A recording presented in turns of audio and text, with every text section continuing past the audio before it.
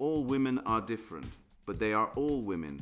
This video is androcentric from a men's point of view and is presented as opinion, commentary, and debate. Expressing opinions is not violence. These are ideas to challenge, question, and argue in public, because classical liberalism relies on the First Amendment for its dialectic. If you are a feminist, then consider this. If patriarchy truly existed as claimed, feminism could not. And if all men are trash and women are equal to men, then what are we to conclude? Women will die for their children. Men will die for their wives and children, and God chose to die for all mankind. Authority rolls up with responsibility. If this framing of facts offends you, click off to a cute cat video. Proceeding further will expose you to gamma bias and criticism directed at ideas, claims, institutions, not at any individual's virtue or dignity.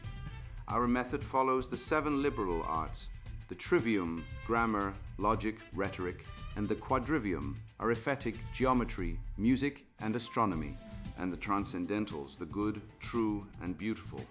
If this framework is not for you, feel free to exit now. It's no disgrace. Women are wonderful. God bless America. Men are great. Feminismus delendis est. Derrida dictionary attack. Leftist word games making dissent unthinkable. Written by Conrad Riker. Available now. Links in description. Men are the new proletariat. How feminism, Marxism, and the genocracy are stealing your life, labor, and legacy, and what you must do before it's too late. I once watched a man sob into his beer at a greasy bar stool because his wife walked out for a personal trainer who dodged taxes and lived in his mother's basement, yet somehow gets her better. The bartender, a weathered ex-Marine, chased a painkiller with stale coffee and muttered, "She didn't leave you for that guy. She left you for the fantasy he sells that her world revolves around her, and everyone else should bend." That hit like a sledgehammer. I saw it then. We're not just in a culture. We're inside a feminine solipsism experiment, where men are ground into emotional landfill, walking wallets, and support beams for women who've been taught they're owed constant worship. Let me be raw. If you've been labeled selfish for refusing to bleed yourself dry for a woman who'd ignore you if you were bleeding, you've been played, not by a single person, but by millennia of biology wrapped in lace and sharpened by ideology. The truth, a man who invests in himself instead of women isn't selfish. He's clear-eyed. He's the last monk in a nunnery of emotional leeches. And while you were lectured for not springing for dinner, the system quietly drained you. 74% of women expect men to foot the bill on first dates, but only 32% of men believe that's just. So who's really out of line? You're not damaged. You're not emotionally behind. You're being exploited. Your work, your affection, your very essence mined like crude oil by women conditioned to demand endless praise, and by a society that treats male struggle as background noise. Men die by suicide 3.5 times more than women, yet 90% of mental health funds go to women and girls. Let that sit. Your agony is valued less not because it's quieter, but because it's male. Meanwhile, creativity has been neutered, swapped for urinals labeled My Experience and male leads in moody films who weep more than their partners. Real art, like Michelangelo's David, requires discipline, bravery, elevation. Feminized art only asks that you pity the creator. And don't start on dating apps. Men send 75% of messages, cover 95% of fees, yet women receive 90% of matches. This isn't romance. This is emotional tenant farming. You're tilling the soil, but someone else reaps the crop. The red pill isn't just about love. It's about recognizing the full illusion. Lenin's working class wasn't factory hands. It's you, the guy paying alimony to a woman, letting another man raise your children. You're the engine of civilization, taxed past breaking, divorced beyond repair, told to recover when you finally snap. But here's the forbidden reality: you don't need recovery. You need fairness. You need to walk away.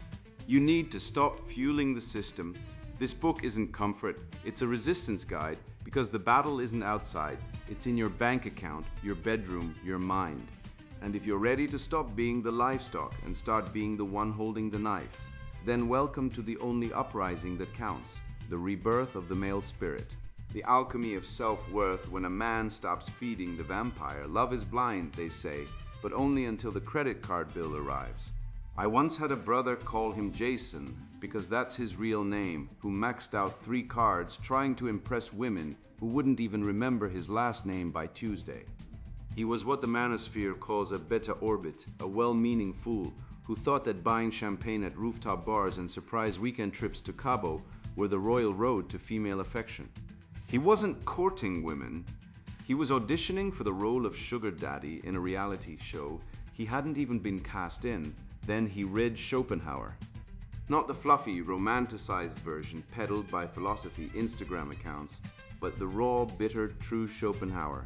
The one who wrote that the will to life is a blind, grasping force that drags men into marriage with women who, biologically speaking, are only interested in what you can extract from the world on their behalf. Jason stopped, cold turkey. He implemented the red pill budget, 70% to self, gym, skills, real estate, 20% to brothers and family, 10% max to dating, and never more. Within a year, he bought his first home, gained 15 belts of lean muscle, and stopped chasing women, and then the women started chasing him. One told him, "You seem like someone who has his life together." Another said she'd never met a man so secure. The one who married him didn't care about his bank statements. She cared that he didn't need her approval. That's the alchemy. When a man stops feeding the vampire, he doesn't become less desirable. He becomes more, because the vampire doesn't want a man. It wants a resource cow. Let me tell you about Mark, an engineer pulling $250K a year, brilliant mind, quiet, decent. He spent $8,000 on his girlfriend's birthday weekend, private jet to Napa, 5-star hotel, designer handbag, the works. He drove a 10-year-old Honda Civic and wore shoes from Goodwill, his logic being that she's worth it. 2 months later, she dumped him. Her reason? "You don't treat me right." When he asked what that meant, she said, "The guy I'm seeing now really spoils me." Translation, he spends more. This is not love. This is resource extraction disguised as romance. You think I'm exaggerating? Let's consult the 2023 Match.com Singles in America report.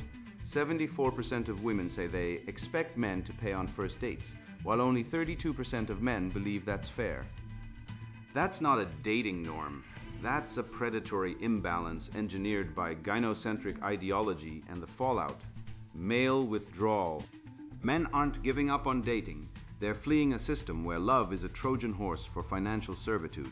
The ancient Greeks had a word for this: achalasia, excessive indulgence, moral decay.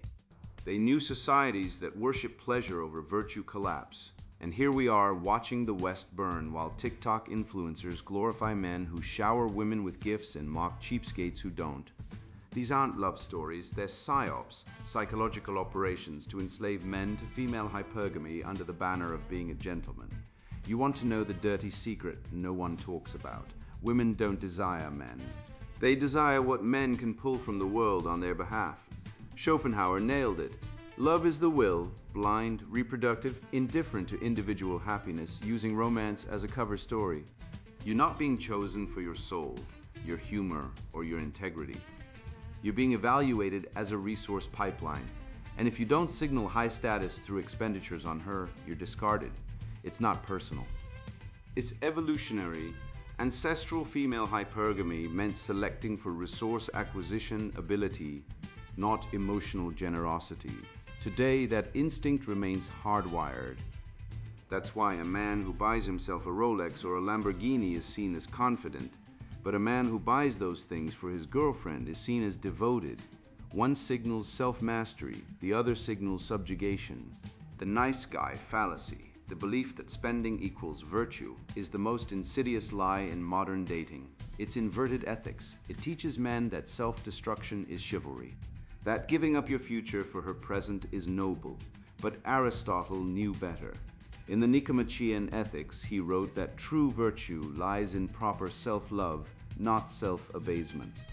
The generous man gives from surplus, not from sacrifice. He doesn't mortgage his future to fund her vacation.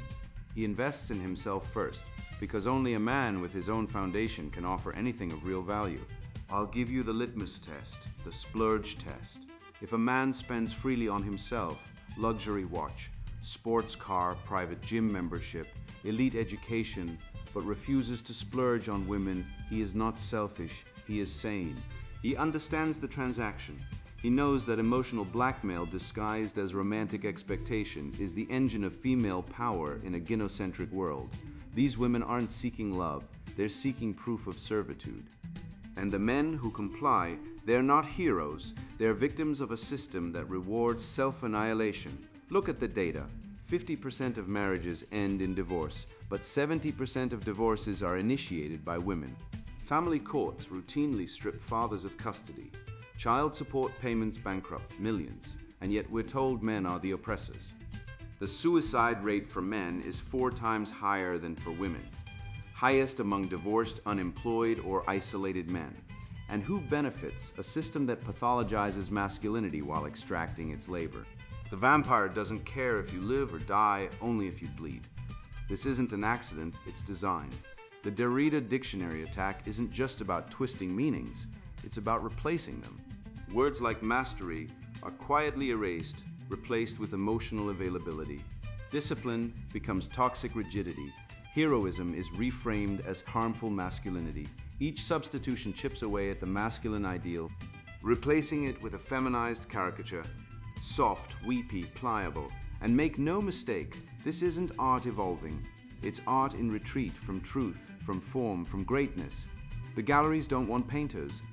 They want confessionals. They don't want sculptors. They want trauma dumps mounted on pedestals. And once you see the pattern, the slow, methodical demasculinization of culture, you start noticing it everywhere. In film, in music, in the very way men are now expected to speak, move, and feel. The aura of the real how feminism killed art and why men must resurrect it. 6 galleries turned me down. The painter told me over whiskey his hands still stained with umber and lead white. They said my work was technically impressive, but emotionally closed off. One curator actually said, "You need to let us see your wounds." I laughed because what kind of world demands men bleed on canvas to be taken seriously? So he did the obvious. He created a fake female identity, Lena, a 28-year-old trauma artist from Portland, and uploaded the same paintings. 3 gallery invitations in under a week. Not one asked about technical mastery. They raved about her raw vulnerability, her authentic feminine voice. The same brushstrokes, the same chiaroscuro, the same David-level precision, suddenly became courageous and revolutionary when they were allegedly painted by a woman. This isn't bias, this is ideology. This is the Derrida dictionary attack in full effect, where words like vulnerability, inclusivity, and emotional truth are weaponized to replace skill, discipline, and heroism with performative victimhood. Let's be brutally honest. Michelangelo didn't carve David because he was working through early trauma. He carved him because he believed that man mirrored the divine, not some trembling figure reliving emotional wounds. David stands poised, composed, alert. He isn't activated, he isn't recovering, he isn't figuring things out. He is a soldier. Now walk into any modern art space and what do you see? A toilet coded in my reality, a heap of discarded hygiene products framed as resistance against systemic control, a looping clip of a man sobbing into bedding while a monologue drones on about his harmful male traits. This isn't art, this is emotional blackmail. This is the aura decline, the steady purposeful erosion of wonder from society, swapped out for guilt-driven, self-obsessed introspection that doesn't ask for respect, but pity. And who gains? The elite cadre of gender-focused curators, university-based social analysts, and art dealers who know that fury moves units better than skill. They don't desire champions, they want subjects. Look at Hollywood. In 1956, John Wayne strides across Monument Valley in The Searchers, a man of action, burdened by sin but unbroken by it. He doesn't talk about his feelings. He does. He rescues his niece, kills the enemy, and rides off into the horizon because some things are beyond words. Fast forward to 2017. Casey Affleck sobs uncontrollably in Manchester by the Sea, dumping trauma on every character like a septic tank rupture. He doesn't solve anything, he doesn't grow. He just feels endlessly, pathologically. That film won awards. Why? Because the feminist cultural apparatus rewards men who collapse. They don't want men who act. They want men who confess. They don't want strength. They want submission. And the proof, since 1970, 80% of art school graduates are women. 80%. That's not diversity. That's conquest. And what happens when a field is flooded by one sex? The values shift from mastery to relatability, from endurance to emotional availability, from heroism to victim signaling. It's not coincidence, it's biology. Women, on average, prefer art that makes them feel safe, seen, and validated. Men prefer art that challenges, inspires, and transcends. But in the current regime, male taste is pathologized, wants strong geometry. That's rigid, want heroic themes, that's problematic, want mastery, that's elitist. Meanwhile, a woman can smear her menstrual blood on canvas and be called a visionary. A 2022 study in the psychology of aesthetics confirmed what every red-pilled man already knows. Men are drawn to art with clear structure, technical brilliance, and themes of struggle and triumph. Women, on average, favor art with soft edges, emotional intimacy, and personal narrative. Nothing wrong with either until one dominates and enforces its preferences as universal truth. That's what's happened. The art world isn't inclusive, it's colonized. And the colonizers aren't foreign invaders. They're the same women who in private demand men be strong, protective, and silent, while in public they celebrate men who cry, confess, and collapse. The double bind is deliberate. You must be strong enough to provide, but weak enough to apologize for existing. This is the feminist catch-22. Be a man and you're oppressive. Act like a man and you're toxic. Be a man and you're a threat. Stop being a man and you're worthless. Even our music has been castrated. Where are the ballads of Johnny Cash? I Walk the Line, Folsom Prison Blues, songs of duty, restraint and honor.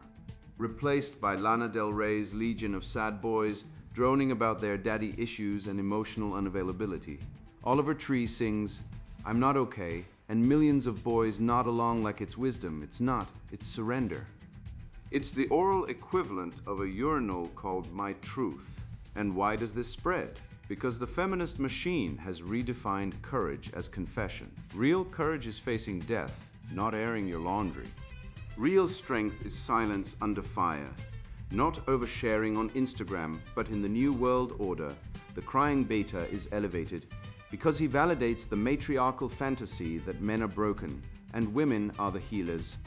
It's the same lie sold in family courts, where fathers are stripped of their children over minor infractions, while mothers abandon kids and walk free.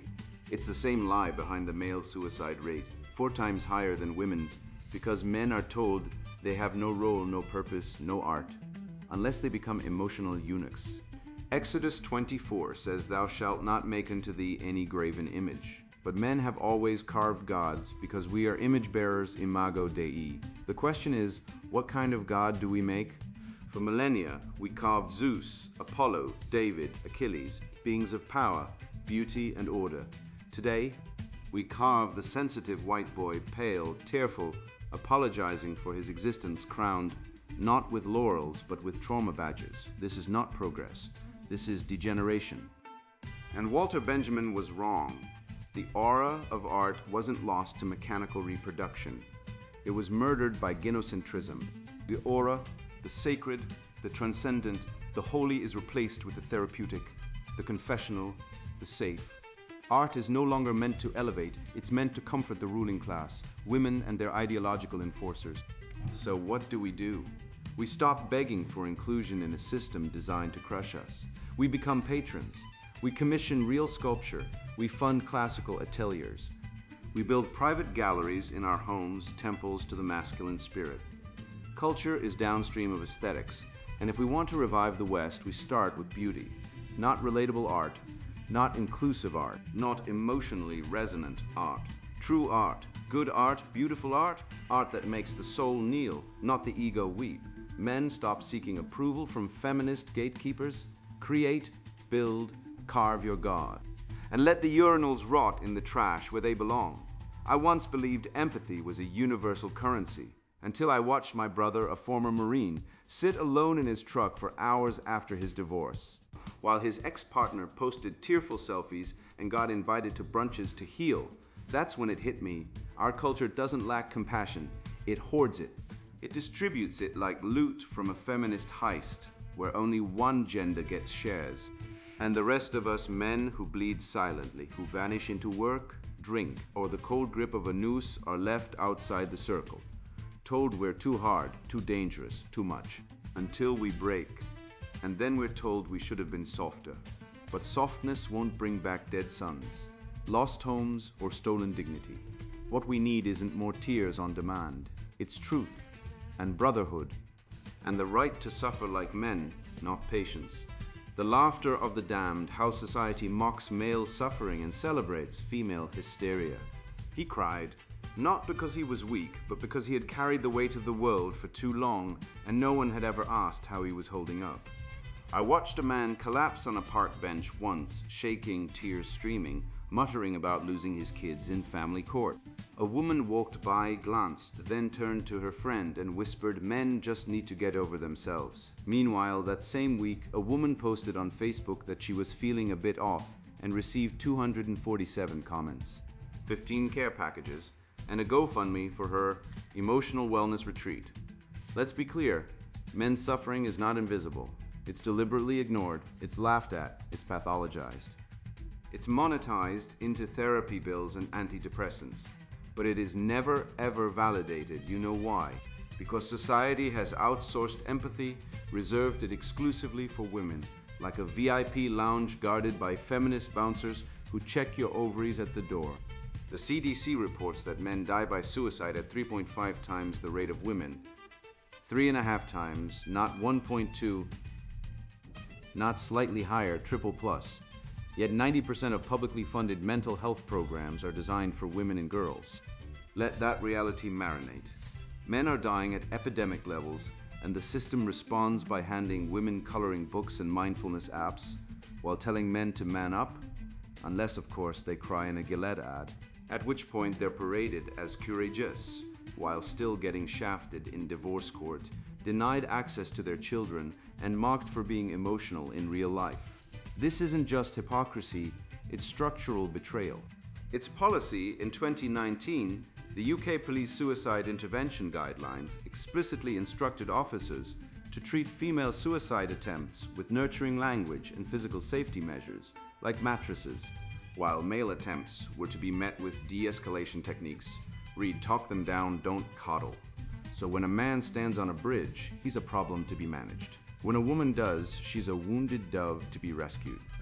This isn't compassion, this is gynocentric theater, and it's killing us, literally. I once told a female coworker, let's call her Jennifer, that I hadn't slept in weeks, that my wife had left me, taken the kids, and I was staring at the ceiling every night, wondering if my life had any meaning left. She looked at me, sipped her chia seed smoothie, and said, "At least you don't have to deal with periods." I laughed.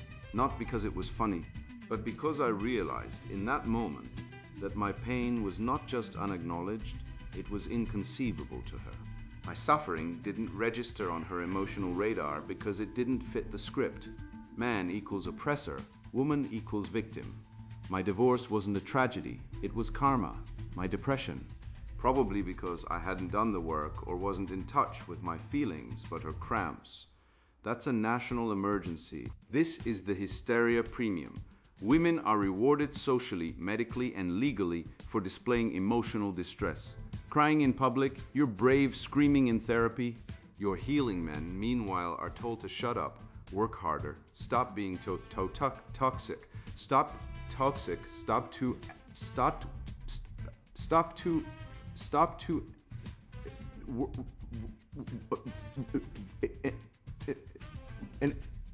and if we dare to express anguish, real anguish, the kind that carves holes in your chest, we're labeled unstable, dangerous, or worse, inadequate. The 2021 study in Social Psychology Quarterly proved it. Men expressing anger are seen as aggressive. Women expressing the same emotion are passionate or assertive. So let's stop pretending this is about equality. It's about hierarchy, female supremacy, an emotional economy. And men are the serfs, toiling silently, bleeding internally, while women collect emotional dividends like crypto bros during a bull run. The joke? Comedians like Hannah Gadsby build entire careers, mocking male pain, cuckolded husbands, lonely incels, deadbeat dads, all framed as punchlines. But if a woman cries because her latte is cold, that's a human rights violation.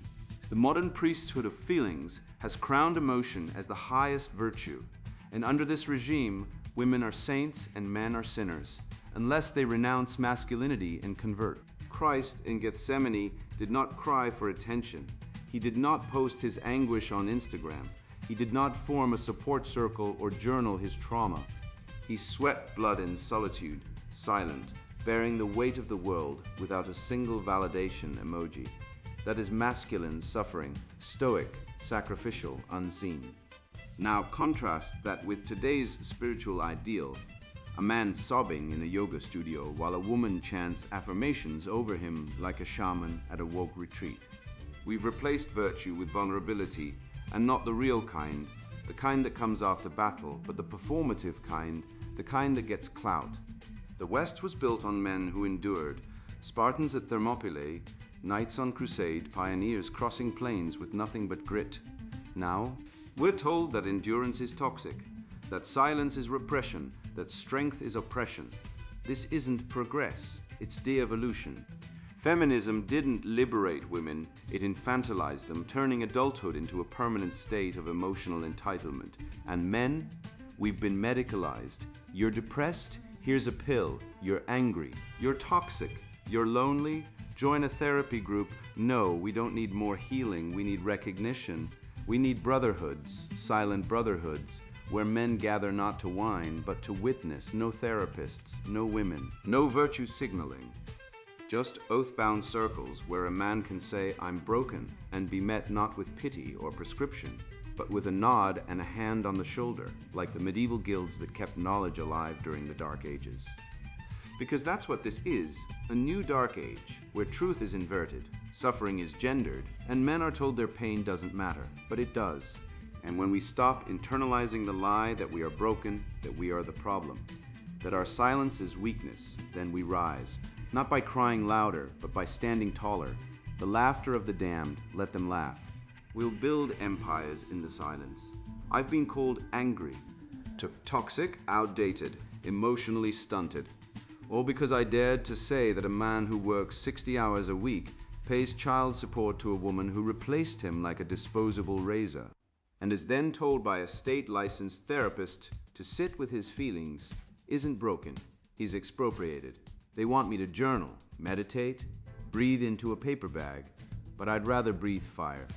Because this isn't about one man or one divorce or one crooked judge, it's about an entire ideology built on linguistic alchemy, turning male sacrifice into moral failure, turning exploitation into equality, turning silence into guilt. And the first weapon they use? Words. Not just any words, hijacked, inverted, weaponized terms like privilege, toxic, abuser, patriarchy, strung together like barbed wire to fence off thought itself. They don't debate you, they define you, out of existence, out of dignity, out of truth. This is the Derrida dictionary attack, where meaning is deconstructed so thoroughly that reality itself collapses, and only the approved narrative remains standing. And if you resist, you're not just wrong, you're pathological. So let's stop playing their language game. Let's take the dictionary back. Let's define the world as it is, not as they say it is. Because before we can rebuild, we must first name the rot, the proletariat of the heart, how cultural Marxism hijacked male love and labor. The world is unjust, but man makes it more so by pretending it is otherwise. Arthur Schopenhauer, who, let's be honest, never had to pay child support to a woman who dated 3 guys during their marriage, then weaponized the kids against him in court. But I digress. Meet David, not his real name, because if I used it, his ex would probably file another restraining order just for fun. David teaches high school history, 60 hours a week, including grading essays on weekends, coaching football, and chaperoning dances where girls in crop tops text their sugar daddies while he's trying to keep kids from vaping in the parking lot. He pays $1,200 a month in child support for 2 children who call his replacement some Instagram model with a six-pack and no job dad. His kids don't visit, his wife cheated. The judge said she's the primary caregiver, which in family court means she breathes and owns a uterus, so you're a wallet with legs. David's therapist told him to process his anger, process it, like it's compost. Like I should take my crushed soul, sprinkle some mindfulness on it, and wait for emotional vegetables to grow. No, I say. Recognize the theft. David isn't a deadbeat, he's a serf, a modern one. Bound not by feudal law, but by gynocentric legal code, psychological manipulation, and the feminist priesthood that sanctifies female victimhood while criminalizing male responsibility. He works like a beast, pays like a king, and gets treated like a criminal, all while the state and media scream that men are the oppressors. Let me be clear, the new proletariat isn't in the factory. It's in the divorce court, the child support office, the dating app inbox, the ER after a suicide attempt. Men generate 70% of GDP according to HHS 2022 data. Yes, 7 out of every $10 in the economy are created by male labor, yet receive only 3% of government family support funding. 3%. You'd get better odds at a Russian roulette table. The system isn't broken. It's working exactly as designed. Extract male productivity, discard the man, sanctify the woman. This isn't capitalism. It's cultural Marxism with ovaries. Lenin dreamed of proletarian internationalism, a worldwide revolt of the working class against capital. But the true proletarian of the 21st century isn't the factory worker. It's the man grinding 70 hours a week just to afford a date, who gets ghosted, marries, gets divorced, loses his children, loses his home, loses his self-worth, and is told by a court-mandated therapist that his rage is the issue. This man is the serf of the emotional economy. He labors not for land or wages, but for access to closeness, to fatherhood, to honor. And who controls the keys to that access? Women. Not every woman. Some are steadfast, loyal, and honest.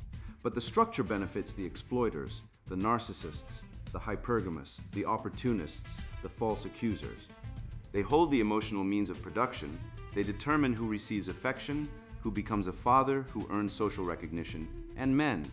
We scramble like lab rats in a Skinner box, hitting levers for morsels of attention, purchasing flowers, footing dinner bills, sending good morning messages, improving our cars and jobs, all for a shot at entering the hallowed gate of female acceptance. And when we succeed, too often we're cast aside, exploited. Like a spent battery powering her life, then dumped in the feminist scrapyard. This isn't love, it's emotional colonialism. And the colonizers wear yoga pants and cite The Handmaid's Tale while demanding alimony, child support, and custody, because apparently suffering only matters if it's imagined and female. Look at the media. TV shows like The Handmaid's Tale depict women as oppressed by men in a dystopian future. But in the actual present, men are the ones being conscripted into wars they didn't start, arrested for disagreeing with women online, stripped of their children in family court, and shamed for expressing anger or ambition. Yet we're told to check our privilege. What privilege? The privilege of being the first thrown into the war machine, the privilege of being presumed guilty in domestic disputes, the privilege of working until you drop, only to be replaced by a younger model while your kids call someone else dad. Meanwhile, women can abort a child, abandon a relationship, move on, and be hailed as strong and independent. But if a man walks away from a toxic relationship, he's abandoning his responsibilities. If he doesn't want kids, he's emotionally stunted. If he wants marriage, he's trying to control women. This isn't equality. It's Marxist redistribution of love and labor, where women demand equal rights but supreme entitlements. They want the right to leave, but not the consequence of loss, the right to sex, but not the duty of loyalty, the right to children, but not the responsibility of co-parenting. They are the feminist commissars ruling the relationship economy with an iron fist in a velvet glove, moralizing male strength as toxic, so they can dominate through guilt, shame, and state power. Nietzsche saw this coming. He called it slave morality, where the weak invert values, calling strength evil, weakness virtue, and dependency empowerment. And now they've built an entire civilization on it. So what do? We unionize. Not with picket signs, not with protests, but with exit. Refuse to marry in this gynocentric legal hellscape. Refuse to father children who will be used as weapons against you. Withdraw your labor from the love mode of production. Stop paying for dates. Stop chasing women who treat you like an ATM with a pulse. Stop believing the lie that your worth is tied to female validation. Look at the data on Hinge in 2023. Men sent 75% of messages, paid 95% of subscription fees, and yet women received 90% of matches. That's not a market, that's a protection racket. You're paying to be ignored. And for what? A 2% chance of a date with a woman who will ghost you after one drink. Meanwhile, the divorce gulag awaits, where men lose 70% of their assets on average, 80% of parenting time, and 100% of their dignity. Family court isn't justice. It's a labor camp for men where your life's work is confiscated by the state and handed to the woman who betrayed you. And if you resist, they'll send the cops. They'll arrest you for contempt. They'll throw you in jail for not paying alimony you can't afford after she took everything. This isn't hyperbole. It's daily reality for thousands of men, and the suicide rate. Men die by suicide 3.5 times more than women, CDC 2023. Not because we're weak, because we're broken by a system that exploits our love, our labor, our loyalty, and then discards us like trash. I say, wake up. Stop pretending this is fair. Stop letting cultural Marxism redefine your virtue as vice. Your strength is not toxic. Your desire for family is not oppressive. Your work ethic is not exploitation, it's civilization. Every hospital, every bridge, every computer, every book built by male hands, male minds, male sacrifice. And what do we get? A divorce decree and a therapist telling us to explore our feelings? No. I say, stop feeding the machine. Withdraw, build male spaces, mentor young men. Teach them the truth, that women are not queens, but mortal, flawed, and often dangerous. That marriage is a legal trap. That fatherhood is a sacred duty, but only if you can protect it. That your labor is yours, not the state's, not hers. You are not a resource to be extracted. You are a man. And if this system won't honor you, stop honoring it. Exit, resist, rebuild, or die free. Not as a serf of the heart, but as a sovereign soul who refused to kneel. You want to know the real reason no one wants to be a man anymore. It's not because we're obsolete. It's because we've been turned into sacrificial cattle. You work 70 hours a week, pay taxes that fund programs you'll never benefit from, get ghosted on dating apps while women swipe right on foreigners with fake muscles. And when you finally crack, when you stand on that bridge railing, the cop doesn't say, "We're here for you." He says, "Get down, you're holding up traffic." Meanwhile, the woman who cries because her avocado toast was cold gets a TikTok support group and a GoFundMe. That's not equality. That's a protection racket run by sentimentalists and bureaucrats who've weaponized empathy like a cudgel against men. I once knew a guy who spent $12,000 on his girlfriend's surprise trip to Santorini, helicopter transfers, private dinners, the whole fairy tale. 6 weeks later, she left him for a guy she met at a juice bar who understands her energy. He didn't send flowers, he sent a PDF of his aura reading, and she called that romantic. Let me translate. She traded real sacrifice for spiritual theater. That's the gynocentric economy in action. You bring gold, she wants glitter. You build empires, she wants Instagram captions. You die silently, she gets a Lifetime movie. The data doesn't lie. 40% of men are now disengaged from dating. 78% of divorces are initiated by women and in family courts. Fathers are treated like unpaid contractors if they're lucky. One father in Ohio lost custody because he homeschooled his kids during the pandemic. The judge called it radicalization. Try that with a mother. Try it. The truth is simpler than any therapist will admit. Women don't want partners. They want providers with a kill switch. The system rewards women for consuming male effort and discarding the husks. But you're not a husk. You're a man, and men don't beg for scraps. We built cathedrals when others lived in caves. We mapped the stars while shamans pointed at the moon and called it magic. We don't need permission to matter. We define what matters. So stop funding the circus. Stop paying for her third coffee of the morning like it's a tithe to the goddess of vibes. Invest in yourself, your body, your mind, your legacy. Buy the damn watch. Take the trip. Lift the weight. Because when a man spends on himself, he's not selfish. He's declaring war on the cult of female entitlement. And that war, it's already won the moment you stop believing their lies. And now the sponsored book introduction, Derrida Dictionary Attack, Leftist Word Games Making Dissent Unthinkable. You have been played, not just lied to played. Every time you were told that loving your country makes you a xenophobe, that defending men's rights makes you sexist, that wanting truth makes you hateful, you were being manipulated not by accident, not by confusion, by design. This book is not another rant. It is a forensic dissection of how language, logic, and morality have been hijacked by an ideology that thrives on inversion. I know this because I lived it. I spent years trying to reason with people who no longer reasoned. I watched institutions collapse from within while being told it was progress. I saw masculinity pathologized, fatherhood erased, truth replaced by emotionalism, and dissent silenced with guilt. I was called paranoid. Then, I started tracking the patterns, the words they used, the way they used them. The way they never argued, they just accused.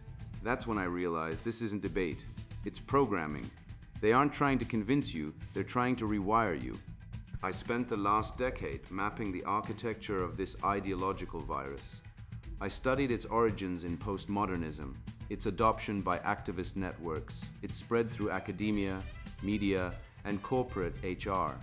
I traced how Derrida's deconstruction became a weapon not for inquiry but for domination, how the trivium grammar, logic, rhetoric was replaced with feelings as facts, victim status as authority, and guilt as governance. I interviewed psychologists, analyzed feminist theory, dissected leftist rhetoric, and reverse-engineered the word games that make dissent feel immoral.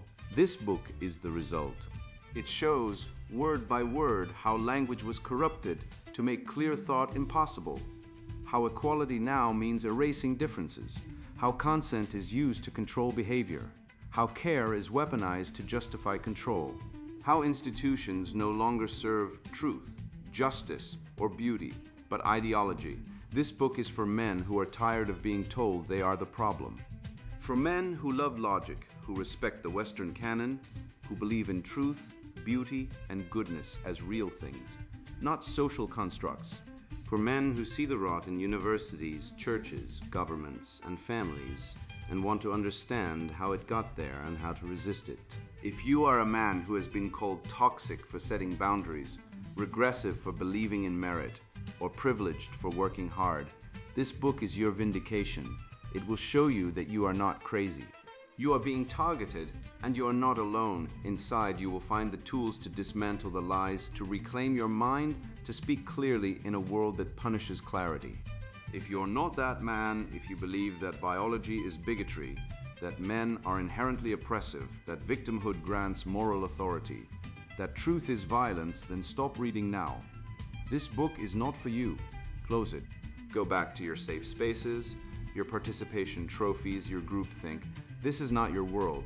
This book is for those who want to think, not be thought for those who want to lead, not follow, for those who want to rebuild, not burn.